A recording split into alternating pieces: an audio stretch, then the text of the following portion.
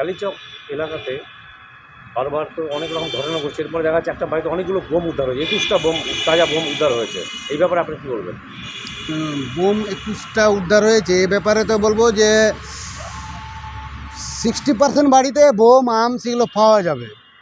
কালিয়াচকে যত ক্রিমিনাল বেড়েছে, যে বোম, আর্মস, ব্রাউন সুগার, অপহরণ, তারপরে গাঞ্জায় যত রকম সমাজ বিরোধী বা আইন বিরোধী কাজ আছে এগুলোর সঙ্গে লিপ্ত আছে।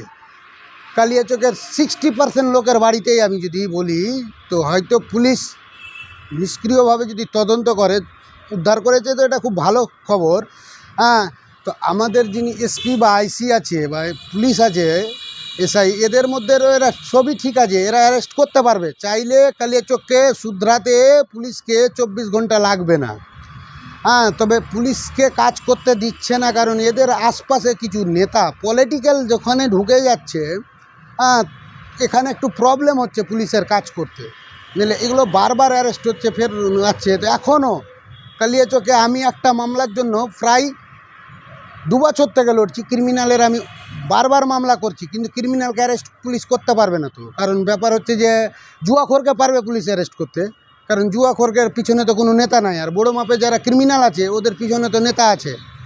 একমাত্র সিস্টেমটাকে ব্রেক করার পিছনে যদি কারো হাত থাকে, তো একমাত্র নেতা আর সিভিক পুলিশ।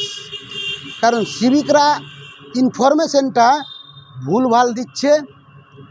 ওদের যা ট্রাফিক আছে, অ্যাক্সিডেন্টের ব্যাপারেও আমি বলি, অ্যাক্সিডেন্টের ব্যাপারটা যারা ট্রাফিক পুলিশ আছে, হ্যাঁ, রাজ্যের, ওরা তো সিস্টেমটা জানে রেড আর গ্রিন কাকে বলে। আমি অনেক সময় চলার ক্ষেত্রে দেখেছি সিভিক পুলিশ হাত দিয়ে দেখাচ্ছে ওখানে গ্রিন সিগন্যাল আছে, আসো আসো, ধোকোমোকো খাচ্ছে। আর কালিয়াচকে যেগুলো লোক বাস করে তারা তো মানে যে পুলিশকেও মানছে না। কারণ পুলিশ, আমি একটা অডিও রেকর্ডিং আছে, আমাকে ক্রিমিনাল ওপেন ধমকি দিচ্ছে, কিন্তু থানায় কমপ্লেন করে পুলিশ অ্যারেস্ট করতে পারছে না, কারণ এই যে নেতার চাপ।